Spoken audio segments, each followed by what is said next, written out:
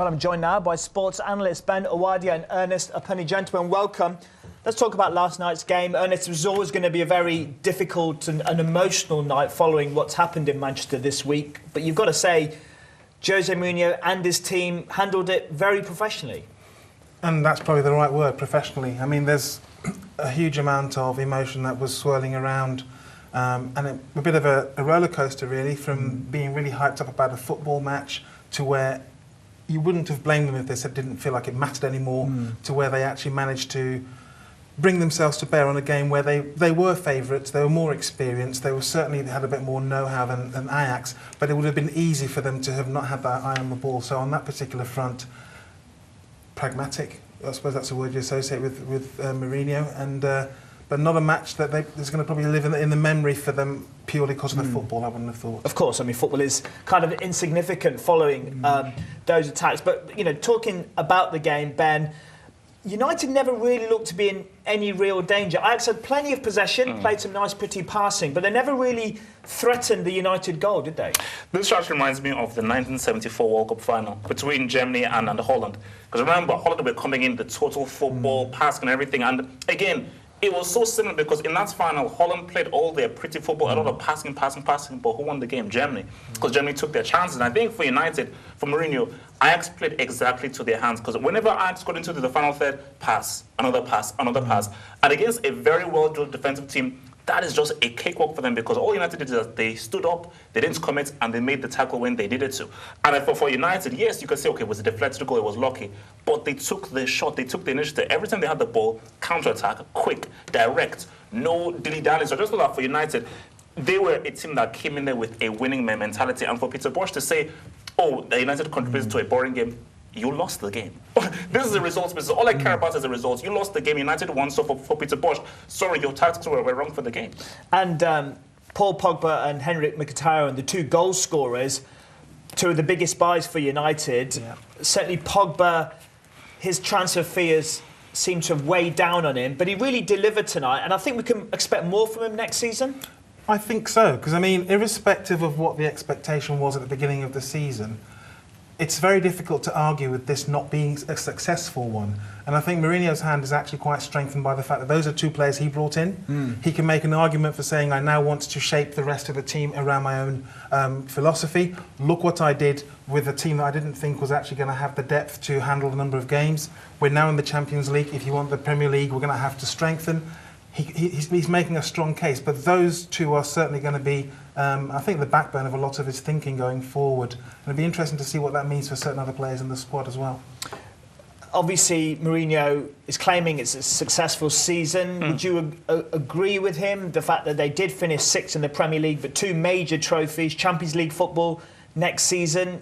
How would you analyse Mourinho's debut season as United manager? Actually, no, I'm going to turn the tables on both of you. Who had the most successful season, Tottenham or United?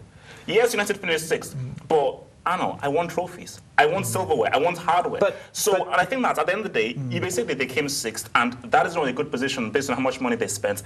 But he delivered three trophies: a Community Shield, a European. If you're talking about a charity shield, that's a trophy. I know that's but it's not a major trophy, is it?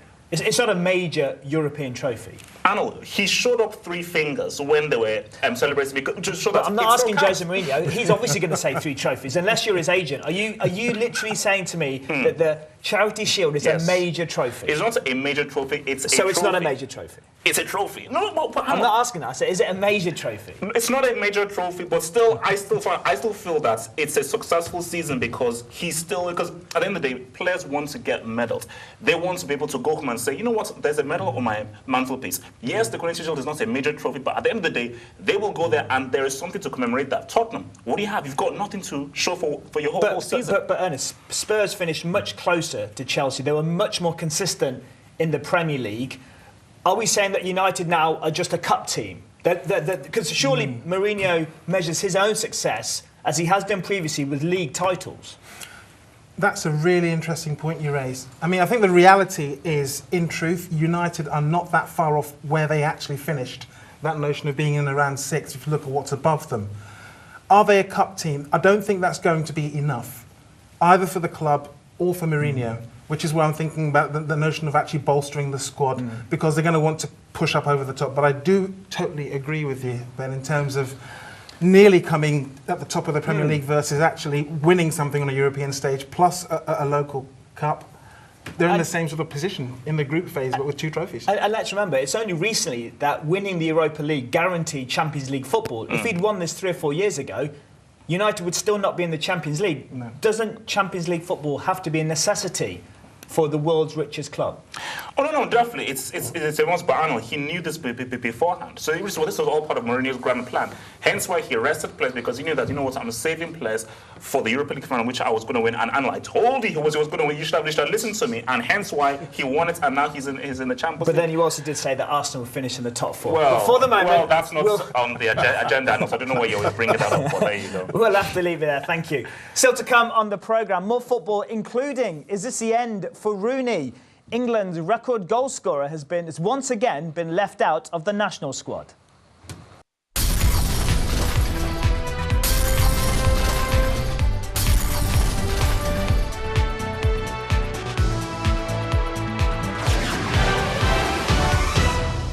Well, I'm joined again by sports analyst Ben Awadi and Ernest Opuni. Ernest, let's talk about Wayne Rooney, left out of this latest England squad. Surely that is the end?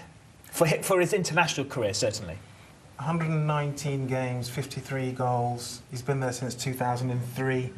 Statistically alone, that looks like a Legends kind of bookmark. Although I suspect for him, he won't feel like it's over, but it's not in his hands anymore. Now, Southgate is a coach who I think respects Rooney, not just what he brings on the pitch, but off it. And I guess it's that tipping point now. If Rooney starts to actually produce it consistently on the pitch, is getting into United's side, because that's having a knock-on impact, then I would suggest it's not done and dusted for him, because he still brings an awful lot to the squad in and around it. So and he's not playing horrifically badly. He's just not quite at his own very high standards. It looks, Ben, as if he's played his last game for United. That was what people thought last night, the way he came on for the last 2 minutes. If he's not at United next season, do you anticipate him staying in the Premier League, or do you think he could go to China? For me, I think China is the only place they can go. Like, Rooney can no longer compete at the highest level. He's ineffective. He can't really play and mix it in with the best. He's lost his touch. He's lackadaisical. He's slow. But what about, I'd say, a middle-range Premier League club? Yeah, but I think for Rooney, I don't think that would be a smart move, because then that pretty much dampens your career. How do you go from Manchester United, top United goal scorer, to playing for Bournemouth or West Brom? Again, that doesn't look very good. So hence why for the whole China market, make your money, go to a different country, a whole different thing. Hence why this is what a lot of players like George Best and Pele did back in the day, going into the MLS. When you know they're coming at the end of your career, don't stay within that same league. Go to a whole different country where the whole mindset is different, make the money, and then have that be your footnote for your career. Because I just think that Rooney, skill-wise, even if he went to a mid-table team, I mean, I've seen him play for United and England. He can't call it. He's lost his touch completely. You seem to be shaking your heads in slight disagreement, but have you been slightly surprised at how quickly the deterioration has come from Rooney? He was England's star player, 2 or 3 years ago, and he can't even get into the squad. That's a sudden deterioration, isn't it? It's a big drop. I mean, there's a potential opportunity for him to reinvent himself. He has always reminded me a bit of what Paul Scholes did earlier in his career, which is potentially actually dropping back into a midfield role. He's got the range of passing. The range of passing? He certainly has. Short and long, he can pick a pass. And it depends a little less, it doesn't need a huge engine for the role I'm thinking of. In terms of staying in the Premier League, it depends on what Mr. Koeman thinks, but actually, as an emotional move, Everton would be a potential great place for him to go back. It's still his spiritual home. But can he actually get into? Is it good enough to get into the Everton team? That's a crucial question, because would he partner Lukaku? No, I'm thinking about you take him in, and that's what I'm talking about. Playing well off the front. Think about someone who's actually going to be a bit of a playmaker with better sets of legs either side of him. He'll actually be a bit of a playmaker. He's got enough of a range of passing and intelligence to do that. You need to actually be a quality football player consistently to play as a playmaker. Rooney, he doesn't have that. His passing has been awful, and his passing has been awful. I do disagree with that. He has enough.